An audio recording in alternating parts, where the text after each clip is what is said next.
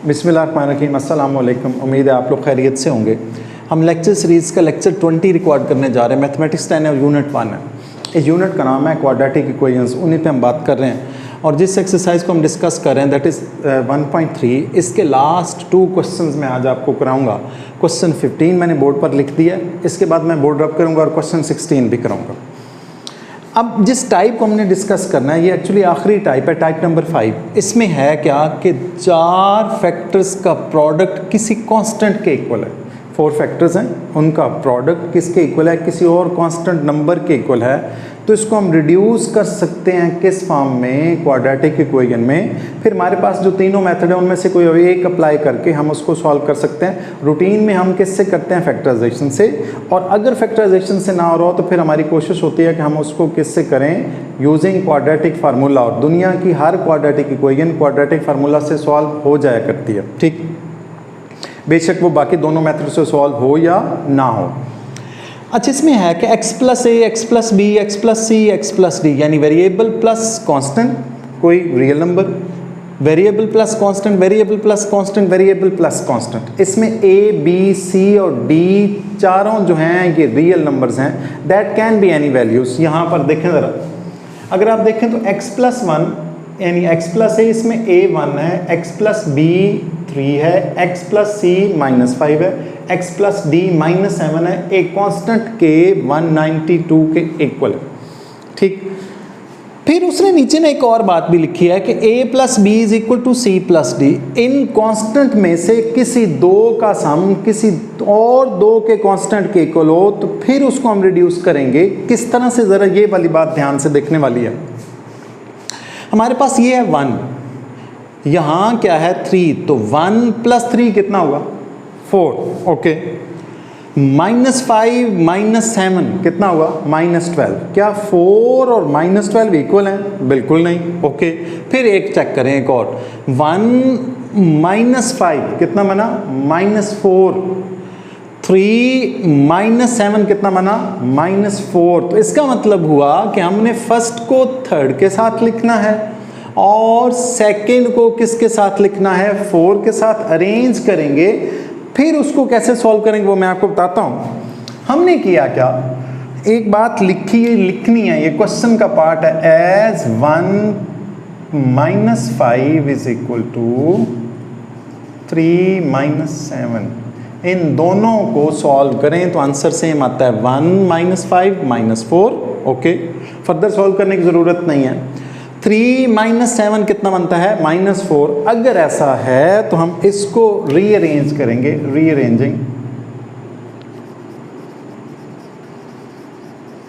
Rearranging किसको, first को third के साथ, सेकंड को फोर्थ के साथ। जरूरी नहीं कि आपको अरेंज करना पड़े, अगले क्वेश्चन में अरेंज करने की जरूरत नहीं पड़ेगी, करना भी पड़ सकता है। और फर्स्ट थर्ड जरूरी नहीं है, फर्स्ट फोर्थ भी हो सकता है, सेकंड थर्ड भी हो सकता है, दैट डजंट मैटर, आपने खुद से चेक कर लेना उसको। अब आपने किया क्या, रीअरेंज किया तो x plus 1 x -5, x plus 1 x -5 into x plus 3 और x -7 इज इक्वल टू 192, ठीक। अब हमने इनको अरेंज इसलिए किया है कि उन दोनों फैक्टर्स को जो हमने साथ साथ लिखे हैं उनको एक्चुअली हमने आपस में क्या करना है, मल्टीप्लाई। आई होप कि आपने मल्टीप्लिकेशन सीखी हुई है, यकीनन हम इस पर बहुत बात कर चुके हैं, तो ये अब आपको आती होगी। नहीं आती तो मैं दोबारा से बता देता हूँ, ज़रा ध्यान से देखें। x को x से मल्टीप्लाई किया, हमारे पास बना x²। 1 -5 होता है -4 हमने लिखा और साथ क्या लिखेंगे x, यानी एक दफ़ा इन दोनों को प्लस माइनस करके लिखना और साथ x लिखना है। फिर इन्हीं दोनों को साइन समेत क्या करना है, मल्टीप्लाई करना है। 1 को मल्टीप्लाई करेंगे -5 से तो -5 बनेगा। दोबारा से बताऊं, x को x से मल्टीप्लाई किया x², 1 -5 -4 साथ x, 1 को -5 से मल्टीप्लाई किया तो -5, ओके। अब इन दोनों को मल्टीप्लाई करें x², 3 -7 तो कितना बना -4x, और 3 को -7 से मल्टीप्लाई करेंगे तो -21 इज इक्वल टू 192। अब जब आपने 4 फैक्टर्स थे, दो को मल्टीप्लाई कर लिया तो एक्चुअली 2 फैक्टर्स रह गए।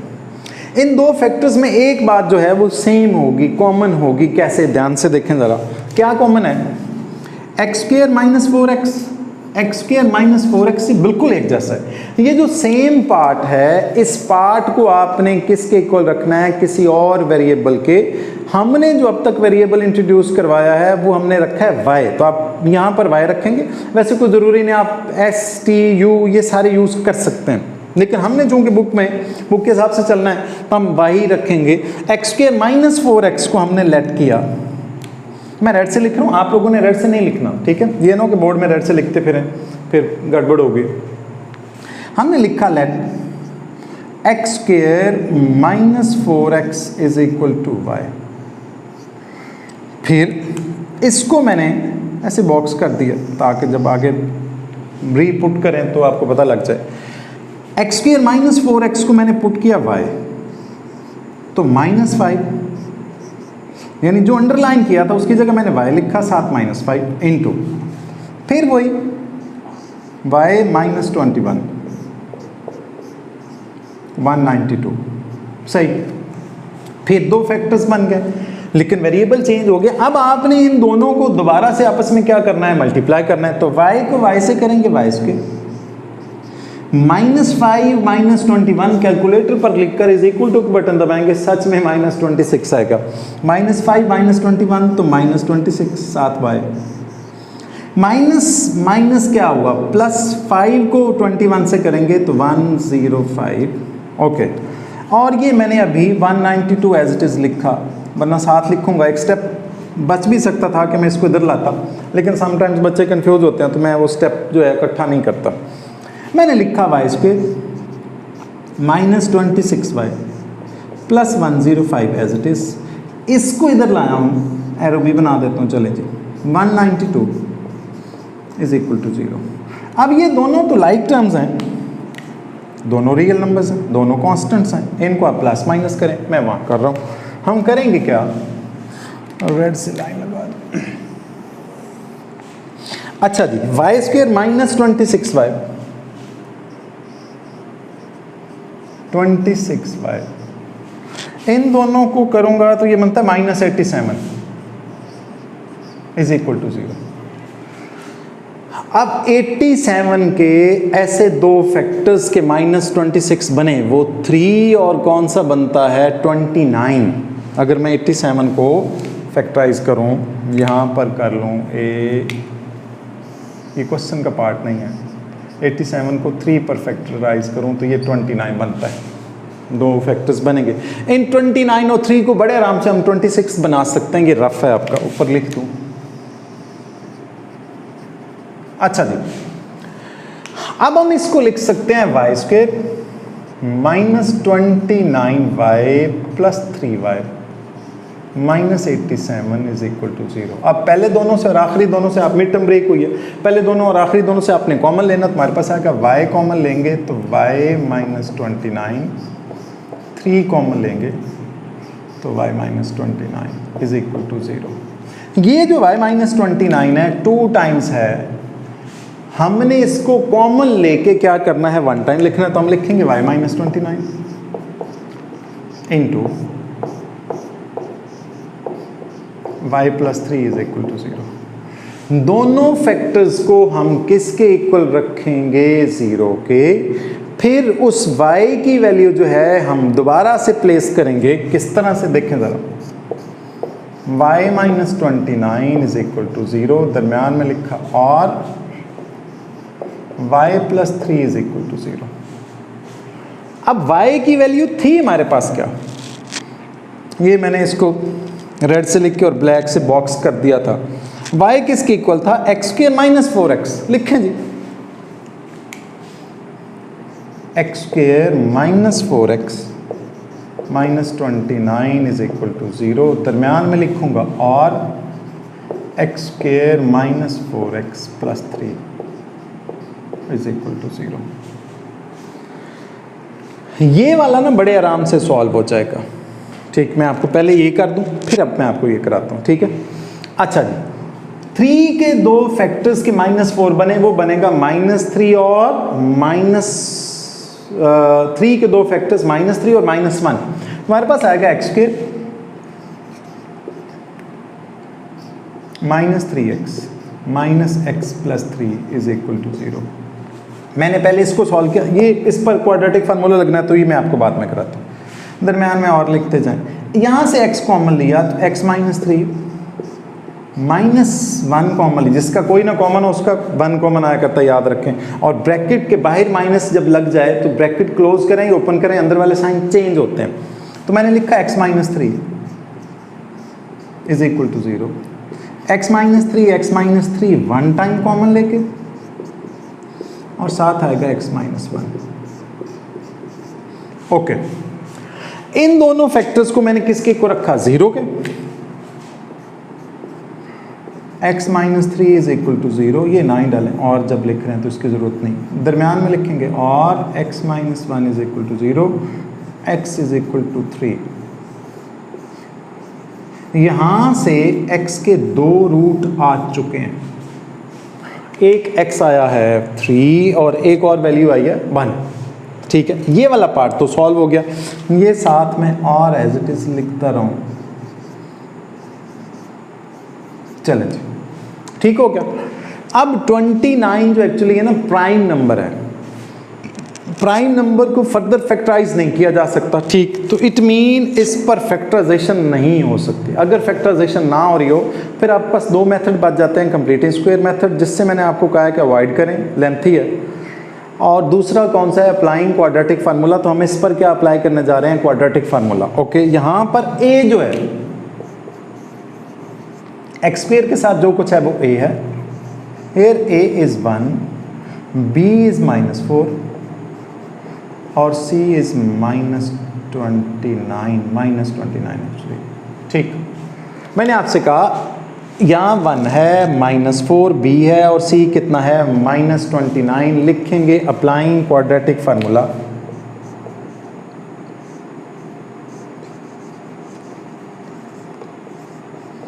क्वाड्रेटिक फार्मूला अप्लाई करें जी। x is equal to -b plus minus under root b square -4ac over 2a। मैं वहां आगे वैल्यूज प्लेस कर रहा हूं। ये वाला पार्ट हम सॉल्व कर चुके हैं, इसको हम फर्दर सॉल्व कर रहे हैं। देखें जरा, मैंने b, a, c और a की वैल्यू प्लेस करनी। The value of b is -4, तो x is equal to minus into -4 plus minus. इसको मैं अगर ऐसे कर दूं तो आपको फिर पता लग जाएगा कि क्वेश्चन यहाँ से स्टार्ट है। बाकी b की वैल्यू -4 थी, तो minus into -4 plus under root -4 इसका square -4। The value of a is, a की वैल्यू 1 है और c की कितनी है, -29। 1 और -29 डिवाइडेड बाय, ये 29 है, divided by 2 into value of a is 1। करें फर्दर सॉल्व जी। हमारे पास आएगा x is equal to 4 plus minus, minus minus plus हो गया ना, ये प्लस माइनस भी है यहाँ, मैं भूल गया था। अच्छा, -4 का स्क्वायर प्लस 16, माइनस माइनस हुआ प्लस, 9 4 36, 4 2 8 और 9 10 11, ये 116 आ गया, ठीक। अच्छा, अब आपने डिवाइडेड बाय 2 भी है, इन दोनों को ऐड करें, 16 प्लस 116 तो 132। x is equal to 4 plus minus, हमारे पास आया 132 डिवाइडेड बाय 2। 132 का जब आप स्क्वायर रूट लेते हैं तो ये एक्चुअली बनता है, मैं लिख दूँ यहाँ पर, लिखने की ज़रूरत नहीं है, सिर्फ समझाने के लिए लिख रहा हूँ। अंडर रूट 132 लेंगे तो ये एक्चुअली बनेगा 2 under root 33 I think so. मैं कैलकुलेटर है मेरे पास, मैं देख लूँ ज़रा, हाँ यही बनता है। अंडर रूट 132 को जब आपने सॉल्व किया, हाँ जी 2 अंडर रूट 33, तो वही लिखा था मैंने। अब आपने इसको ऐसे लिखना है, 4 plus minus 2 under root 33 divided by 2। हुआ क्या, यहाँ से जिस पर मैंने टिक किया और यहाँ से 2 कॉमन लिया जा सकता है, लें जी कॉमन 2, तो x is equal to 2 into 2 plus minus, ये तो कॉमन चला गया था, तो √33 डिवाइडेड बाई 2, ये 2 इस 2 से कैंसिल, जो आपका बच गया है वो आंसर है, यानी 2 और रूट हैं, 2 प्लस माइनस √33। अब टोटल 4 रूट्स निकले आपके, एक निकला था 1, फिर क्या निकला 3, 2 हो गए, एक 2 plus √3 third, and the fourth one is 2 minus √3। तो इन चारों रूट्स को आपने किस में लिखना है, सोल्यूशन सेट में। तो हम लिखेंगे, नीचे ही लिखना है, यहाँ पर लिखेंगे देयरफॉर सोल्यूशन सेट जो है that is 1 3 2 plus minus √33 bracket close की, और साथ मैंने क्या लिख दिया, आंसर। ये आपका क्वेश्चन नंबर था 15। वीडियो को करता हूँ मैं पॉज और फिर मैं आपको कराता हूँ कौन सा क्वेश्चन नंबर 16।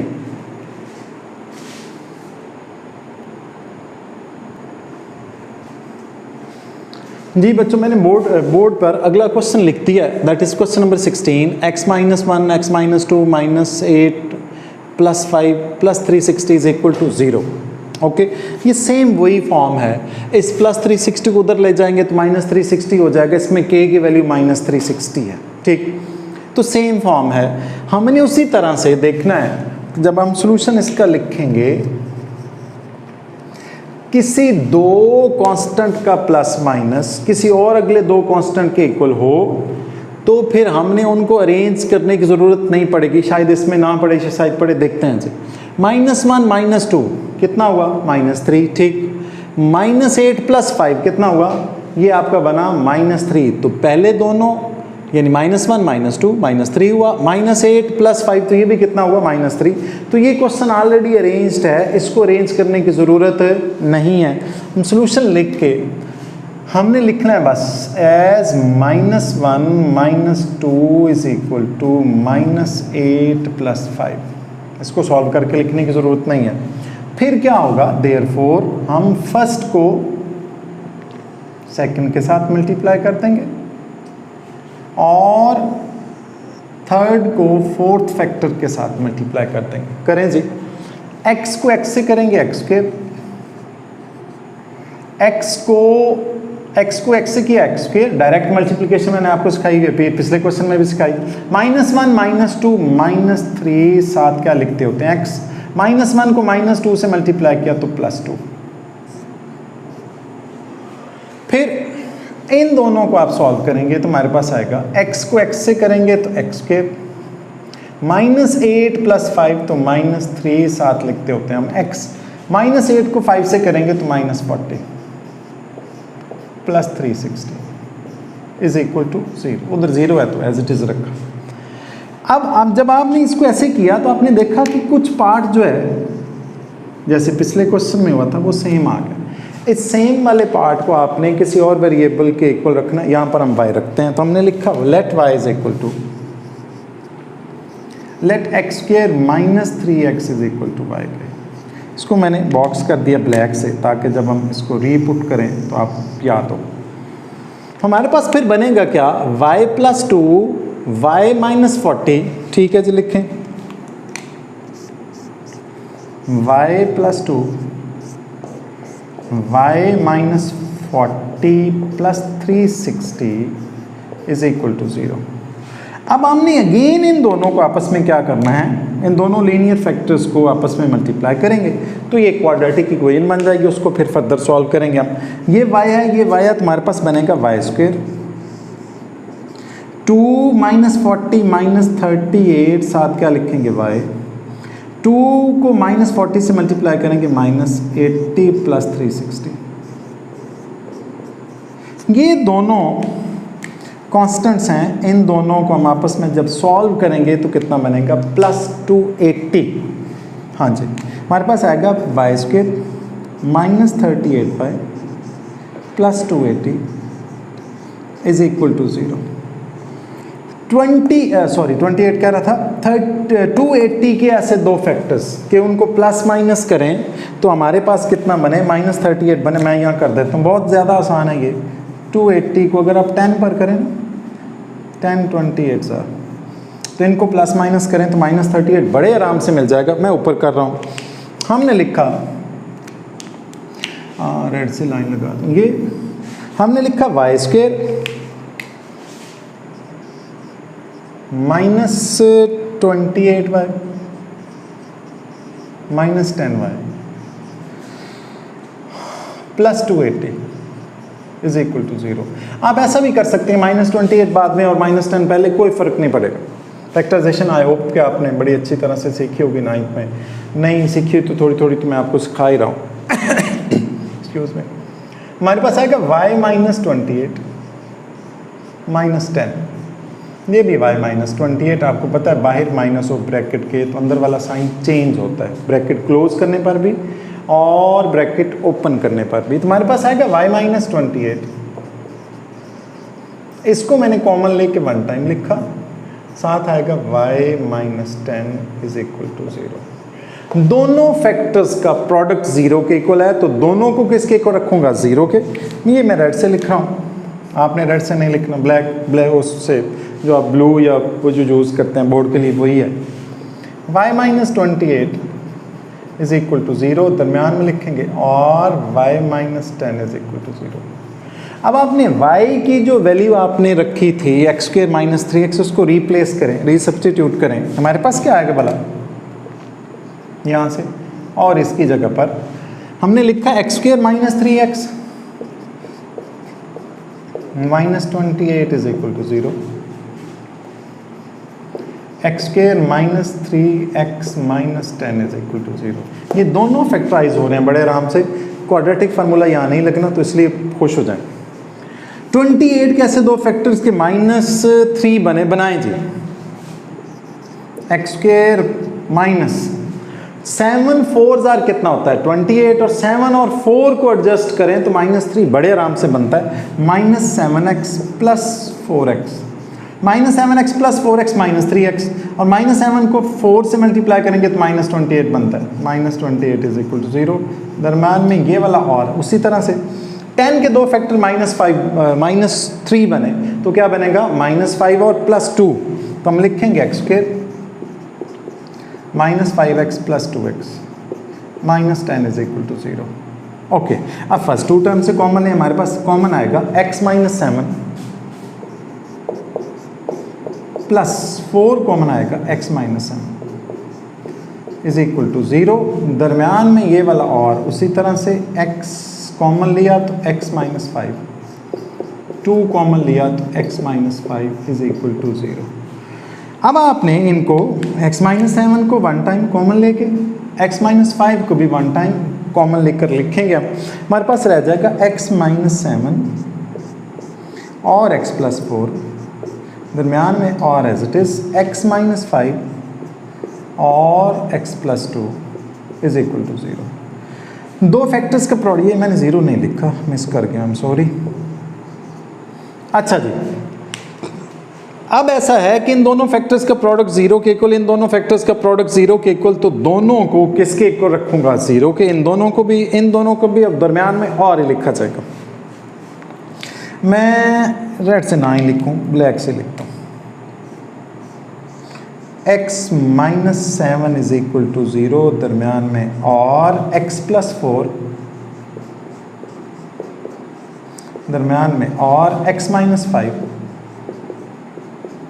0, दरमियान में और x + 2 0। अब आंसर आने वाला है, बस चारों फैक्टर्स हम सॉल्यूशन सेट में लिखेंगे। x इज इक्वल टू 7, इधर -7 था ऑब्वियसली, उधर जाकर +7, x इज इक्वल टू -4। ये रेड से करूँगा मैं सबको, ताकि आप लोगों को आइडिया हो जाए। अच्छा जी, या फिर x इज इक्वल टू 5, या फिर x इज इक्वल टू -2। अब आपने, मैं साथ साथ ये ऐसे करते, ये रेड से किया मैंने, ये भी रेड से किया।